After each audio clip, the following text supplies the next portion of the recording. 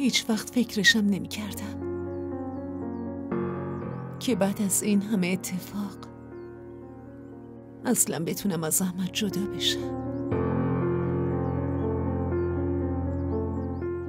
با این فکر اومده بودم که تا آخر عمرم همسرش باقی میمونم، ولی الان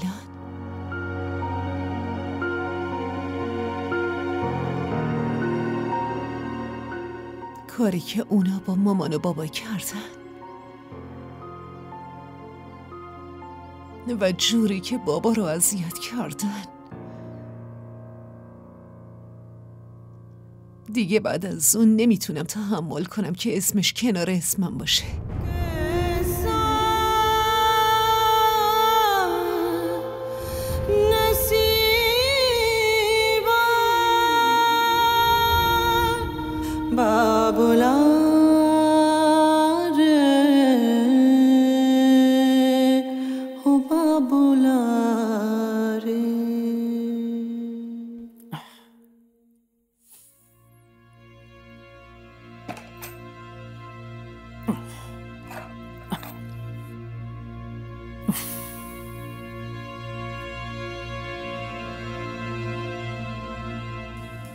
مامان کجا رفته بودی؟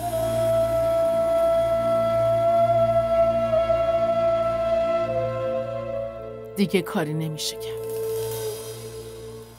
هیچ کاری نمیشه کرد. سفارت مریمو فرستاده پاکستان. اوه، حتما با وحید همدست شدن و با هم یه نقشه جدید ریختن. هیچ نقشه‌ای نریختن. هیچ نقشه‌ای نریختن. اون دیگه رفته پاکستان. اونجا با آرامش زندگی میکنه. راحت زندگیشو میکنه. و ما اینجا گریه میکنیم، حسرت میخوریم و زجر میکشیم. میدونی چیه؟ میدونی چی شده؟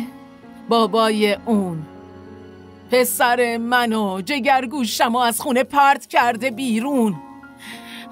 پسرمو از خونه پرت کرده بیرون. بس کنین مامان، بس کنین دیگه. گوشام از شنیدن این حرفاتون پر شده. وای عروسم، وای پسرم، همش نگران اونا هستین نه؟ اصلا نگران منم هستین یا نه؟ امروز برای مصاحبه کاری رفته بودم. اصلا ازم پرسیدین چه اتفاقی واسم افتاد؟ مگه بهت نگفته بودم از خونه بیرون نرو؟ الان عده توه. عده اگه به خاطر عده بشینم خونه چجوری شکممون رو سیر کنیم مامان؟ ها؟ پول از کجا بیاریم مامان؟ امروز برای کار رفته بودم، همشون ازم سابقه کاری میخواستم، ولی من سابقه کاری ندارم. منو دست به سر کردن و دوباره فرستادن خونه. اگه تا چند روز دیگه کار پیدا نکنم، هم من هم شما از گرسنگی میمیریم. وای خدا، وای خدا، وای خدا، رحم کن. کاش اجازه نمیدادم احمد بره اونجا. کاش اجازه نمیدادم احمد بره. خدایا رحم کن. بفرمایین. این یه سری طلایی که پیشم مونده. اینو بردارین و ببرین بفروشین تا حداقل واسه یه چند وقتی از گرسنگی تلف نشین.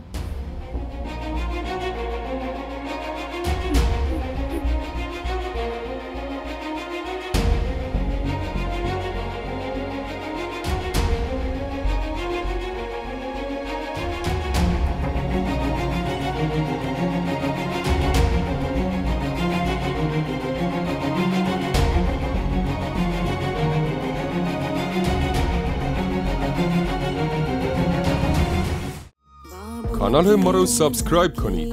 حمایت شما به ما روحیه میده.